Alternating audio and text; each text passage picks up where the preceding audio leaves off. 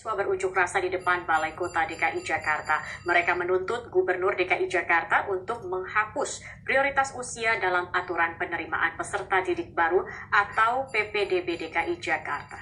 Protes banyak orang tua. Dinas Pendidikan DKI Jakarta dinilai membuat aturan yang mendadak dan kontraproduktif dengan upaya siswa selama 3 tahun untuk memperbaiki nilainya, namun tidak bisa masuk SMP dan SMA negeri hanya karena kalah tua.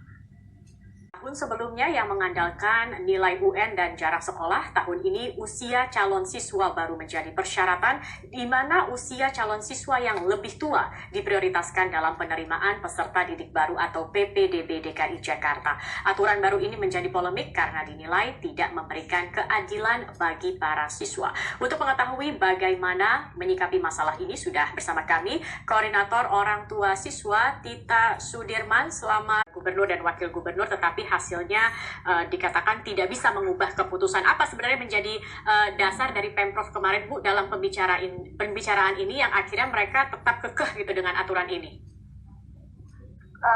Sebelumnya dan kita tunggu bagaimana nanti kebijakan tersebut, apakah tetap akan dilakukan atau memang ada pertimbangan lain begitu ya, sehingga murid-murid yang berprestasi juga bisa masuk ke sekolah negeri pilihan mereka. Terima kasih sudah bergabung bersama kami di Metro hari ini. Dan pemirsa, kami masih akan kembali dengan informasi lainnya usai jeda pariwara berikut ini, dan kita akan ikuti dulu headline news pukul 17 waktu Indonesia. Penyebaran COVID-19, Arab Saudi juga mencabut aturan pembatasan atau lockdown kegiatan ekonomi meskipun kasus corona tetap meningkat.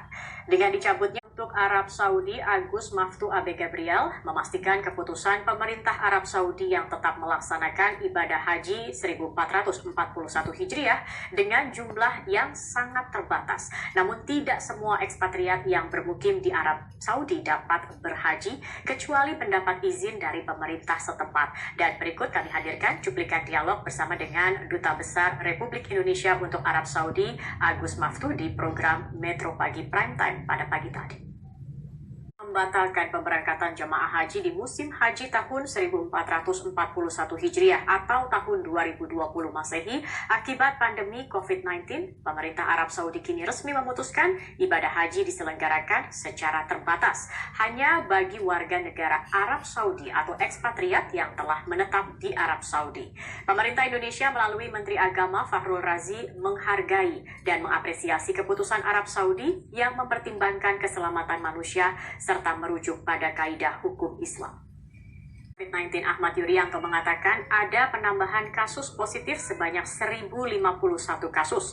Dari jumlah tersebut, Provinsi Jawa Timur menyumbang kasus baru terbanyak, yakni 258 kasus. Dan berikut pernyataan Ahmad Yuryanto selengkapnya.